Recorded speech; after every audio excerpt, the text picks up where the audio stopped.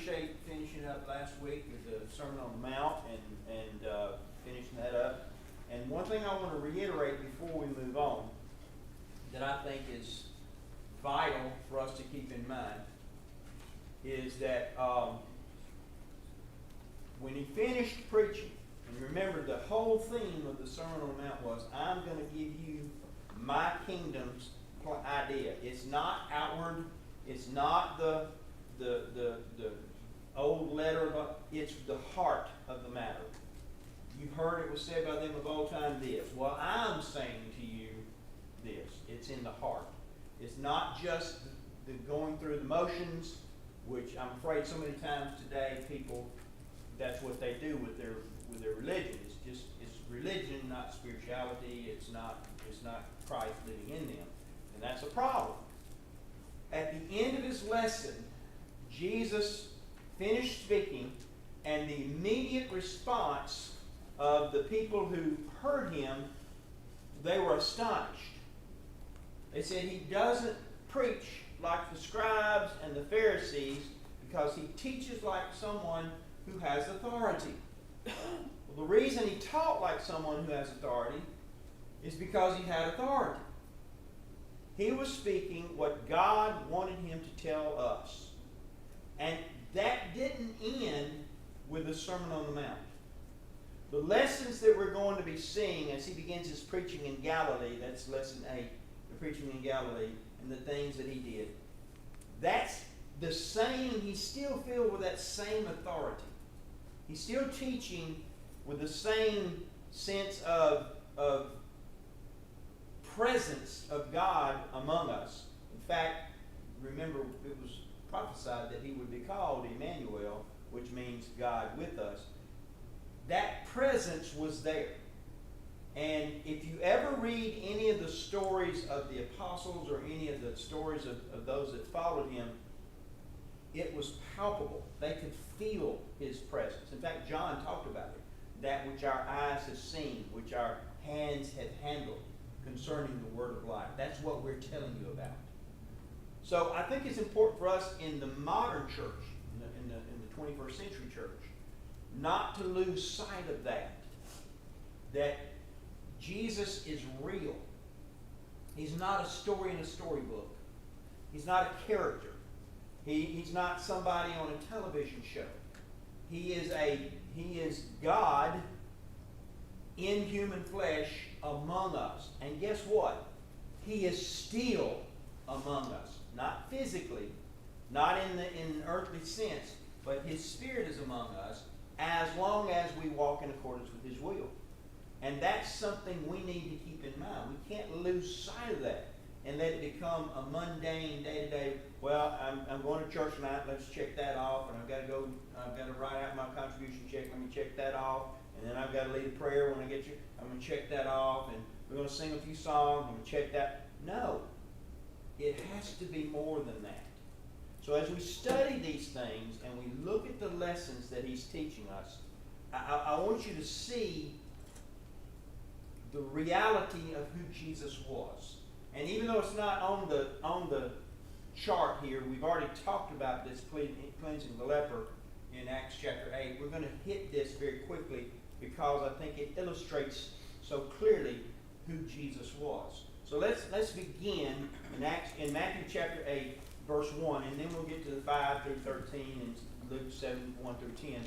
But I want you to see what I see in this text about Jesus. When he came down from the mountain, great crowds followed him.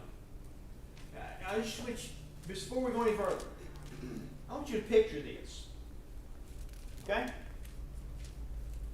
You got a carpenter from Nazareth.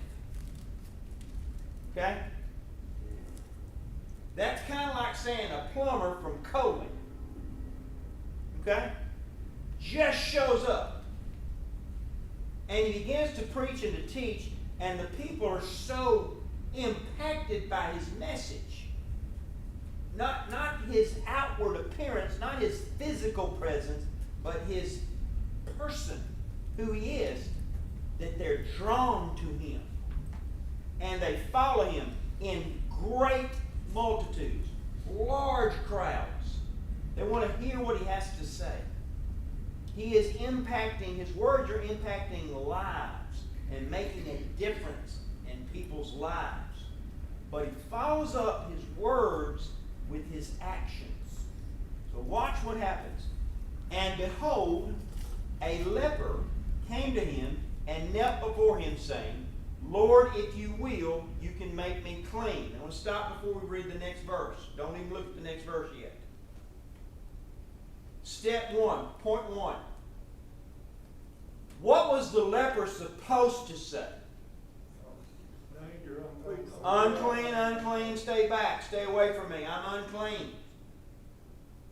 Now, why were the crowds following Jesus? What did they think he was? Why were they following him, listening to him? He's some kind of prophet. He's some kind of a holy man. He's some kind of a rabbi. We got to listen to him.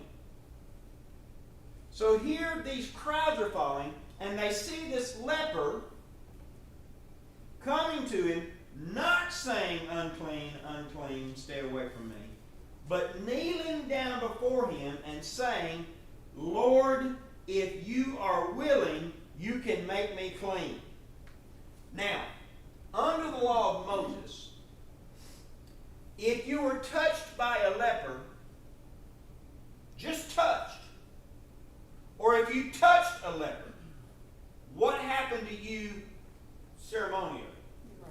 You became unclean, which meant you couldn't go to the synagogue, you couldn't go to you couldn't go to the temple until you were cleansed. You had to go to the priest and go through this process, and it's a long, drawn-out process of getting cleansed. You had to do that before you could go worship, because it makes you unclean. So Jesus sees this leper, and he says to the leper says to him, will you make me clean? Jesus stretched out his hand and touched him and said, I will, or I'm willing, be clean. And he healed him. Immediately his leprosy was cleansed. Now, two things. Did he say, I will, you're cleansed, and then touch him? No. He touched him first and then cleansed him. He touched him first and then cleansed him. Now, Jesus was not just your average rabbi. Not even close. The average rabbi would have walked on the other side of the road. Remember the story of the rich man the Samaritan? Okay? They would have walked on the other side of the road in order to avoid becoming unclean. Jesus knew his cleanliness, his holiness, his being clean was not dependent on the physical. Okay? How many people do we know today, and how many times are we clean, but not really? Like these Pharisees, Jesus later on is going to say, you're clean on the outside, but the inside of the cup is filthy. You're full of dead men's bones. You're like a whited sepulchre. Everything looks great, but inside, it's dead. Jesus was the opposite of that. He was the absolute opposite of that. And Jesus said to him, see that you say nothing to anyone, but go show yourself to the priest and offer the gift that Moses commanded or prove to them. Now, here's what, I got to say this. Verse 1, what did it say?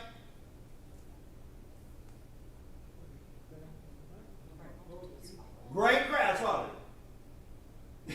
Tell nobody. It's like, don't tell nobody. A crowd just saw you do this. Do you think they're not going to mention it? see things on Facebook that I think is so interesting I gotta tell people. And it means nothing to anybody. But it's funny to me, so I gotta share it with somebody. If I saw a leper being touched by a holy man, and then the holy man says, I will, you're clean, and all of a sudden his leprosy's gone, I don't know that I could keep that to myself. Could you? Well, you could, and you had to go show the priest so you could hang out with folks. Oh yeah, that's right. But I'm not talking about the leper. I'm talking about me. I'm watching it happen. I don't know that I could keep that quiet. I couldn't. I saw a great shot of pickleball on video the other day. I had to tell everybody I knew. Because it was something unusual to me. How many of y'all do that? How many of y'all get a video like these AI-generated babies thing? That's the newest thing. I'm obsessed with it. First time I get one, I say, all right, Bethany, you got to see this. David, you got to see this. Send it out to them. And it's usually 2 o'clock in the morning. It's usually 2 o'clock in the morning. Because I wake up in the middle of the night when I can't go to sleep, so it's a good time to watch Facebook. So here's the thing. The serious stuff that goes on in the world around us, sometimes we miss for the trivial. We miss the good stuff. Jesus healed a man. The crowds saw it. Jesus told the man, don't tell nobody. Go show the priest. And the crowds are like, I got to tell somebody. I got to tell somebody. How did a lot of his apostles come to Jesus? Andrew's like, I got to go tell Peter. Peter, I got to go tell him. I got to tell him. Right? I got to go tell my friends. Where'd that go? The woman at the well. Oh, the woman at the well. In the middle of the day because she was shunned by everybody, but not after she met Jesus. No. See, I got to go tell She everybody. didn't care. I don't care if you don't like me. I got to tell you about Jesus. Do you like me? I don't care. I got to tell you about Jesus. That's the impact we have to figure out a way to reinsert into our lives. That impact. Okay, so he heals him. Now we're going to get down to the section that's actually on the list, healing the centurion's servant. So when he entered Capernaum, a centurion came forward to him, appealing to him, Lord, my servant is lying paralyzed at home, suffering terribly. And he said to him, I will come and heal him. But the centurion replied, Lord, I am not worthy to have you come under my roof. But only say the word, and my servant will be healed. For I too am a man under authority with soldiers under me, and I say to one, go, and he goes, and another, come, and he comes. And my servant do this, and he does it. And when Jesus heard this, he marveled, and he said to those who followed him, truly I say to you, with no one in Israel have I found such faith. I tell you, many will come from the east and west and recline at the table with Abraham and Isaac and Jacob in the kingdom of heaven, while the sons of the kingdom will be thrown into outer darkness. In that place there will be weeping and gnashing of teeth. And to the centurion Jesus said, go, let it be done for you as you have believed. And the servant was healed at the very moment. Now, hold your fingers there. We're not going to talk about it yet. Turn to Luke chapter 7. Luke chapter 7.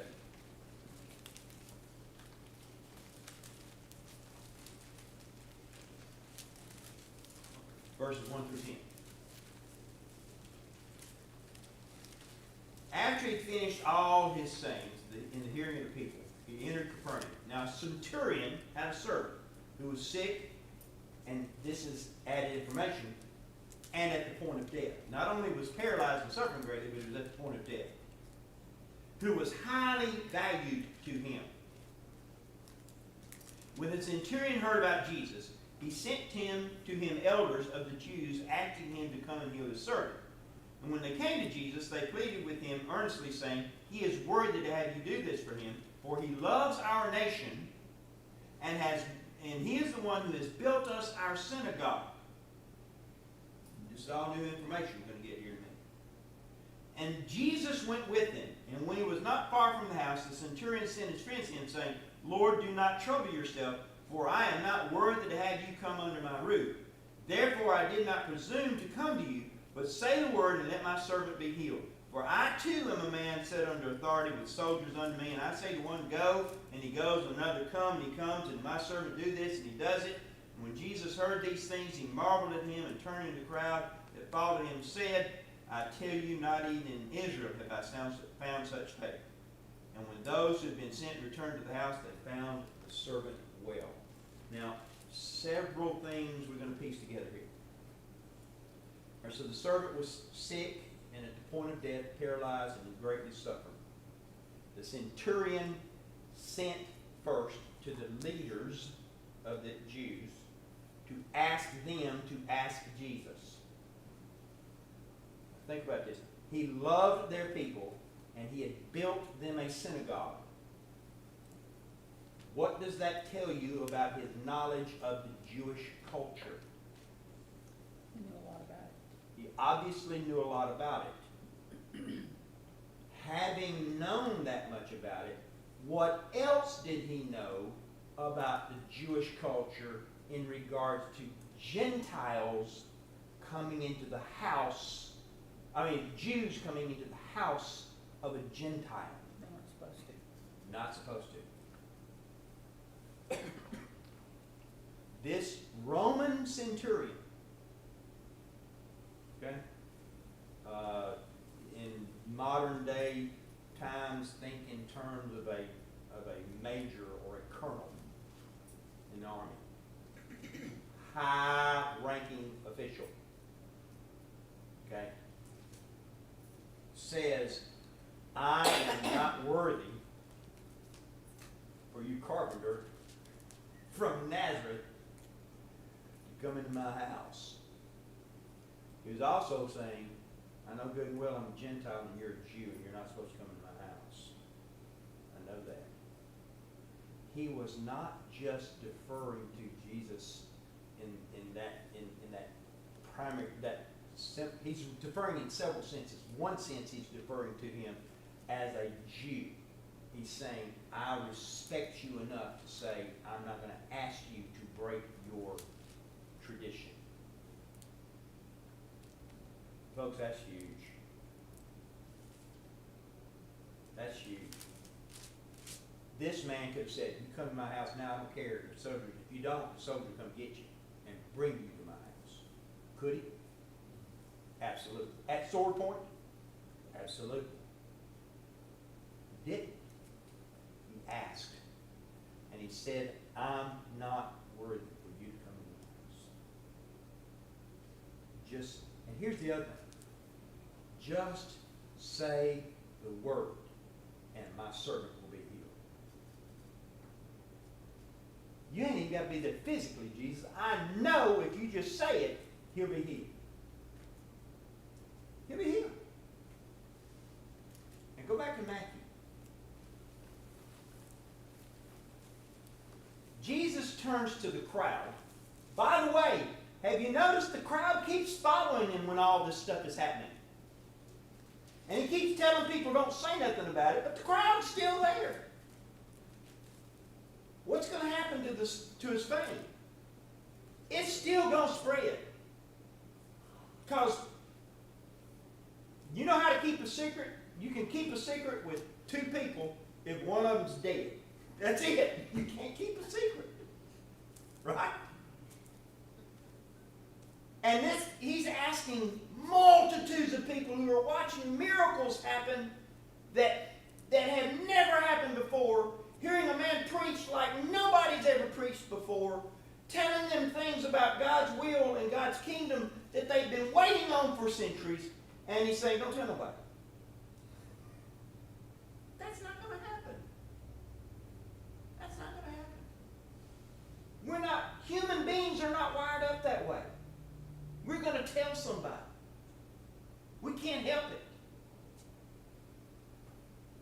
But he says to them, I haven't seen faith like this in Israel. You're God's chosen people.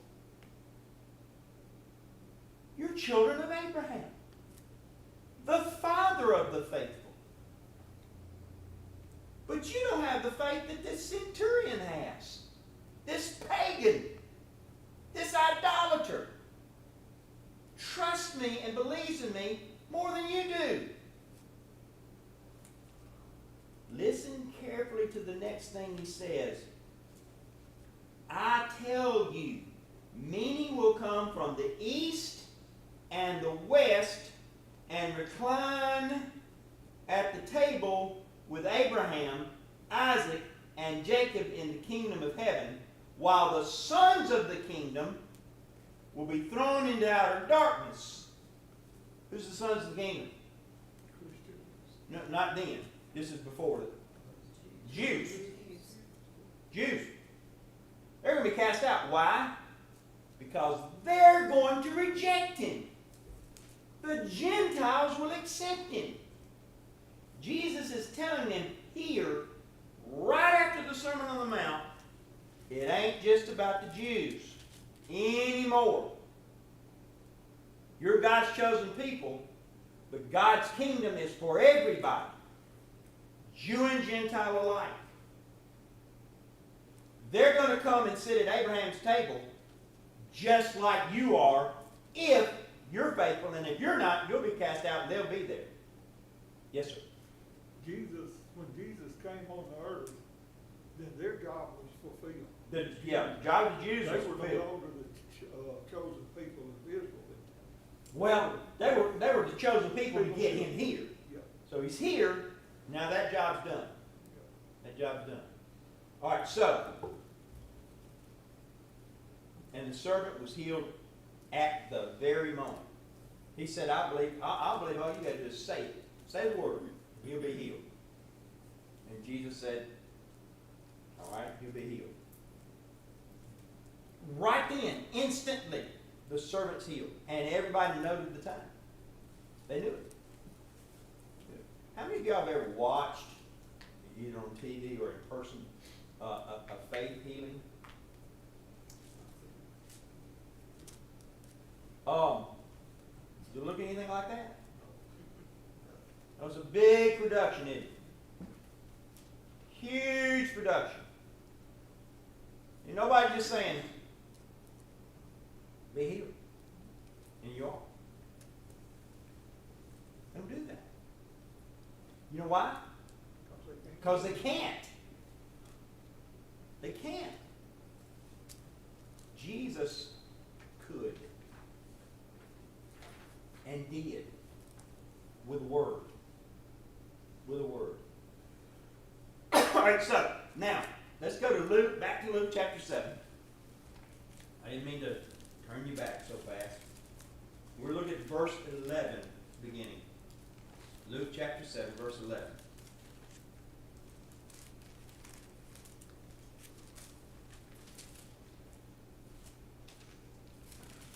Okay. Soon afterwards, he went to a town called Nain. And the disciples and a great crowd went with him. As he drew near the gate of the town, behold, a man who had died was being carried out, the only son of his mother, and she was a widow, and a considerable crowd from the town was with her. All right? Stop. Only son, and she's a widow. What does that mean? She was on her own. She ain't got nobody to take care of her. Nobody to take care of her. And when the Lord saw her, he had compassion on her and said to her, do not weep. Then he came up and touched the bier. That's the casket or the thing they were carrying out on. The bier. And the bear stood still. And he said to the young man, young man, I say to you, arise. And the dead man sat up and began to speak, and Jesus gave him to his mother. This next verse doesn't shock me too much. Fear seized all the people. Seized them all. And they glorified God, saying, a great prophet is risen among us, and God has visited his people. And this report about him spread throughout the whole country of Judea and all the surrounding country. You think somebody said,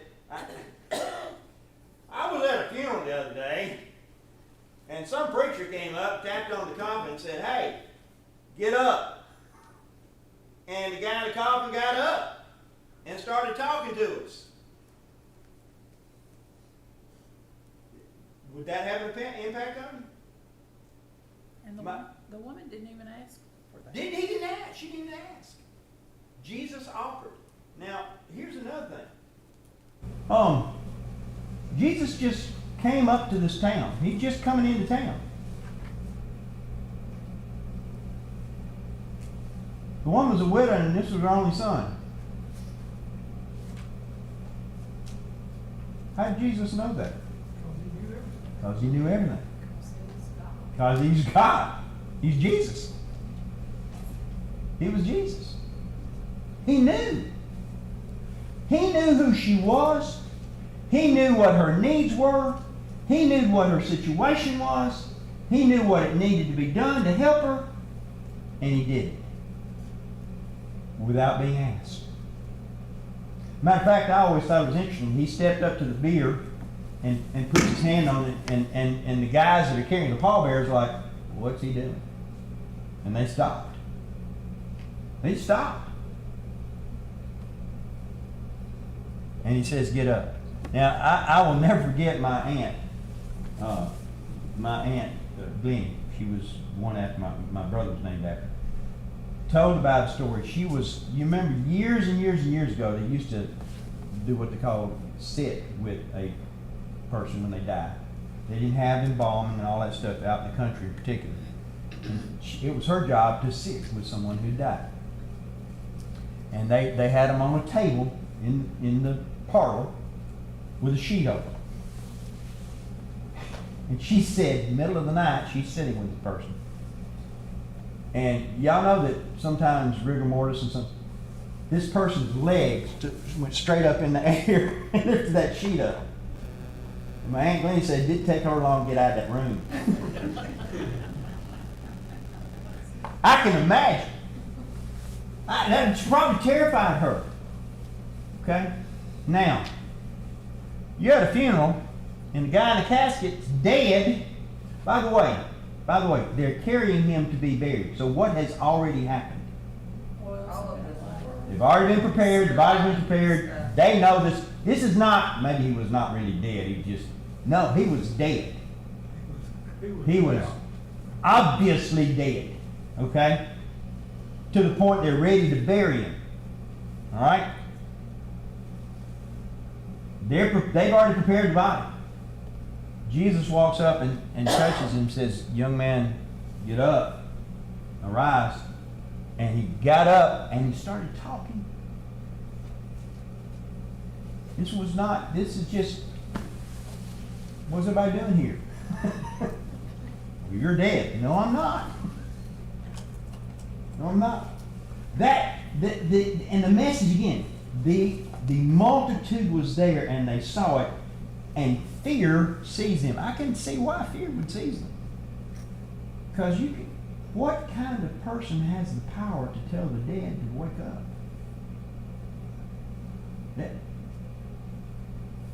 I had a Bible study with a preacher many years ago when I went to South Carolina who claimed to be able to raise the dead. He claimed he'd done it. And I said, well, I don't really mean to be unkind or controversial or ugly or mean to you or anything, but I believe my faith is just as strong as yours. So here's what we'll do. Let's go to the cemetery, and you raise one, and I'll raise the next two, and we'll clean out the cemetery. And he accused me of blasphemy. I said, no. The signs are for those who don't believe, according to 1 Corinthians 14. I don't believe you. So if you can do that, you need to prove it to me. Well, he handed her back because he couldn't. He couldn't, exactly. So here's the point. Folks can't do that. But Jesus could. Because Jesus was exactly who he said he was. He was the Son of the living God.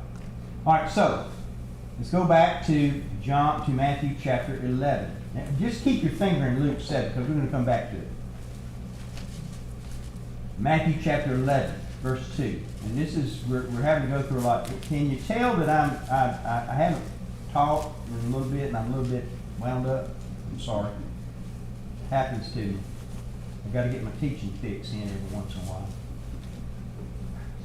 Bethany's just laughing back there at me. All right, so chapter 11. Do what? I'm finished with my fix. You're finished with your fix for the year. All right. So now John heard about the deeds of the Christ. He sent word to his disciples and said to him, "Are you the one who is to come, or shall we look for another?" Now it's right here. Stop. John is just like us. Okay? He was the one that said, "Behold the Lamb of God who taketh away the sin of the world." He knew who Jesus was. He's the one who leapt in his mother's womb when he was in Christ's presence. He knew who Jesus was. But he's in prison. Unjustly. He's being treated unjustly for preaching about repentance and teaching about sin. And he's wondering if I got it wrong. So he sends and asks, "Are you the one to come, or should we look for another?" Jesus answered them, "Go tell John what you hear and see. The blind receive their sight, the lame walk, lepers are cleansed, the deaf hear, and the dead are raised up, and the poor have the good news preached to them. And blessed is the one who is not offended by me." Notice the last thing he said. And the poor have the good news preached to them. What were the Pharisees and scribes? Who were they preaching to? They're supposed to be preaching to them, but they didn't do it correctly. The scribes and Pharisees were preaching who could benefit them. You know, what can I get out of it? Not what can I do to help you? That's the difference. And go and tell him, and blessed is the one who's not offended by me. And as they went away, Jesus began to speak to the crowds concerning John and said, "What did you go out to the wilderness to see? A reed shaken by the wind? What did you go out to see? A man dressed in soft clothing? Behold, those who wear soft clothing are in kings' houses. What then did you go out to see? A prophet? Yes, and I tell you more than a prophet. This is he of whom it is written, Behold, I send my messenger before your face, and who will prepare your way before you. Truly I say to you, among those born of women, there has arisen none greater than John the Baptist. Yet the one who is least in the kingdom of heaven is greater than he. From the days of John the Baptist until now the kingdom of heaven has suffered violence, and the violent take it by force. For all the prophets and the law prophesied until John. And if you're willing to accept it, he is Elijah who is to come. He who has ears to hear, let him hear. But to what shall I compare this generation? It's like a man sitting in the marketplaces and calling to their playmates. Like children sitting in the marketplace, calling their playmates. We played the flute for you and you did not dance. We sang a dirge and you did not mourn. For John came neither eating nor drinking, and they say he has a demon. The Son of Man came eating and drinking, and they say, look, he's a glutton and a drunkard, and a friend of tax collectors and sinners. Yet wisdom is justified by her deeds. Now, let's stop right there just real quick. They're like children saying, we played the flute and you didn't dance, we sang a dirge and you didn't mourn. What's he saying? You're not listening. Yeah, I can't please you no matter what. There's no way to please you. If I tell you happy things, you don't like them. You don't sing along. You don't go along with it. If I sing a dirge, if I tell you about mournful things, you don't want to be in that. You don't want anything to do with anything. John came and he was a preacher in the wilderness and preached in camel's skin and ate locusts and wild honey, and y'all didn't like him. and I came and I'm preaching to sinners and publicans and sitting in their house, you don't like that. You accuse me of being a wine bibber and a glutton. Instead of just listening to the message, you're trying to find fault with the messenger. Does that sound remotely familiar? Yes. People today do one of two things. They either are so enamored of the messenger that they don't hear the message because they're listening to the flowery speech and they follow the messenger. Or they don't want to hear what the messenger has to say because he's preaching truth to them, and because of that, they criticize the messenger because they don't like his message. In logic and in debate, you call that an ad hoc argument. I'm going to make this up as I go along. I'm going to attack you ad hominem. I'm going to attack you personally because I don't like your message. We don't ever see that happen anywhere, do we? Like in politics or anything? That never happens. It is so common. The message is important. Listen to the message. The style of the message. John preached one style, Jesus preached another. It don't preach the word. Forget style. Style don't mean nothing. When I was observing teachers in the classroom, I'd go in one classroom and the kids would be dead silent and the teacher would be in total control and they wouldn't move and they never moved out of their seat and they never said a word and they didn't learn anything either. And I went to other classrooms where it was dead silent and the teacher was in total control and the kids were learning. And I went to other classrooms where it was like organized chaos. You had kids bouncing off the wall and they was running here and there and they were drawing on marker boards or pages on marker that they put up on the wall, giant sticky note things, and they're running here and they're going there and they're going to this learning unit and that learning station, and the kids are learning and they're engaged. You know, other classrooms where all that's going on, they're learning nothing. What's the difference? It's not the style, it's the message. In the classrooms where kids were learning, the focus was on the material. How do I get this message across to the kid? It doesn't matter if you like my style or not. Are you learning anything? And I would sometimes start my classes at the beginning of the school year. Look, I don't forget your grades. I know you're worried about them. Quit worrying about that. Let's see how much we can learn. I don't care what your grade are. If you learn something, your grades will take care of themselves. Don't worry about it. That's the key here. People need to quit worrying about the messenger and listen to the message. And I see folks standing at the back. That must mean I didn't hear a bell ring that rang. Did one ring? No. Okay, well, I should know better by now. It's 6:44. It's time to stop. All right, thank y'all. Appreciate it. We'll pick up.